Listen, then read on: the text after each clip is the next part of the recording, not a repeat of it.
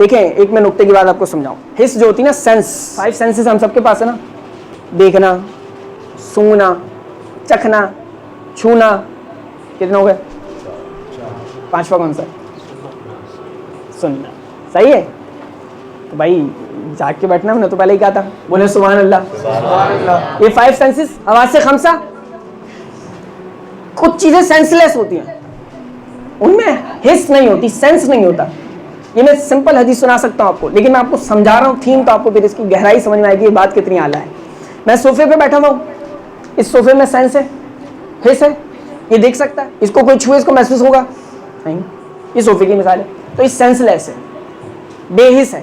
اس کے اندر یہ وہ بے حس نہیں ہے, ارے بھائی بے حس ہو گیا تو یار, یہ وہ بے حس نہیں ہے, یہ جو محاورتاً کہہ دیتے ہیں, یہ حقیقتاً بے حس ہے, اس میں حس سینس نہیں ہے. سرکار دو عالم صلی اللہ علیہ وسلم ممبر پہ خطاب فرماتے ہیں,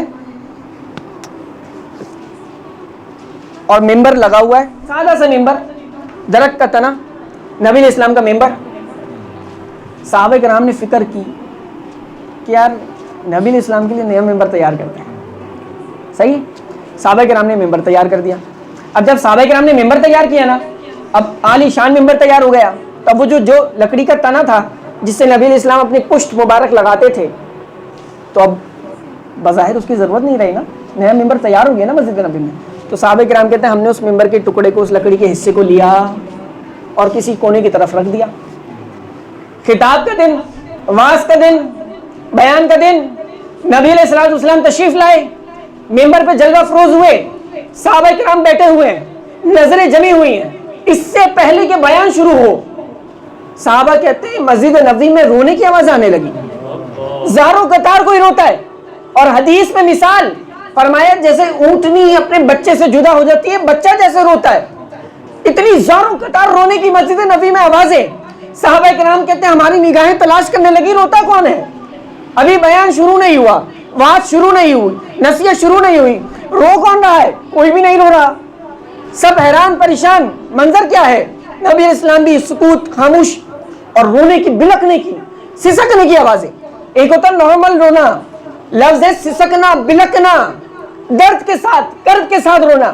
کسی کو ایسا روتا دیکھ کر جسے روتا دیکھ کر رونا آ جائے, ایسا رونا. صحابہ کرام کہتے ہیں اس آوازوں سے ہمیں رونا آنے لگا, اتنا درد تھا اس رونے میں. ہم نے اتنے میں منظر دیکھا کہ آقا علیہ السلام ممبر سے کھڑے ہو گئے. نبی علیہ السلام ممبر سے کھڑے ہوئے, اور نبی علیہ السلام چلتے ہوئے اس پرانے ممبر کے لکڑی کے تنے کے پاس گئے اور اس کو اپنی آغوش میں لے لیا. نبی علیہ السلام نے اپنی آغوش میں لیا, اور حدیث کے لفظ ہے نبی علیہ السلام نے اس پہ ہاتھ پھیرا, اس کو تسلی دی. نبی علیہ السلام نے ہاتھ پھیرا, اس کو تسلی دی, اس سے تھوڑی بات کی. جب اس کو تسلی دے دی, اس سے بات کر لی, صحابہ کرام کہتے ہیں رونے کی آوازیں بند ہو گئی, رونے کی آوازیں بند ہو گئی.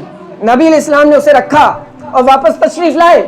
صحابہ کرام کی نگاہوں میں سوال ہے, آقا یہ کیسی کرم نوازی ہے, یہ کیا معاملہ ہے, یہ کیا ماجرا ہے, یہ ہوا کیا ہے؟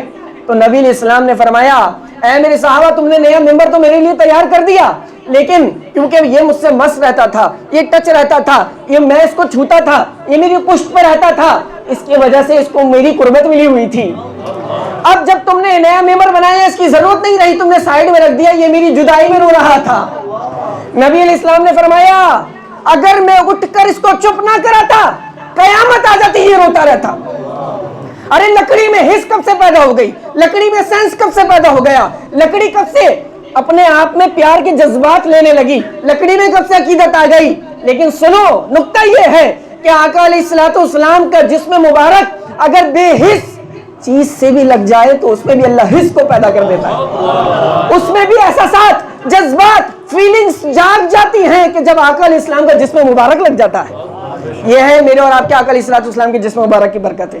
یہ نبی علیہ السلام سے صحابہ نے پوچھا حضور آپ نے باتیں کیا کی, بالکل آپ یوں آگوش میں لے کے بات کر رہے ہیں. نبی علیہ السلام نے پوچھا اگر تو چاہے تو میں تجھے یہاں لگا دوں, لیکن فانی ہے دنیا, ختم ہو جائے گا, لیکن اگر تو چاہے تو میں تیرا درخت جنت میں لگا دوں, انبیاء بھی تجھ سے پھل کھائیں گے.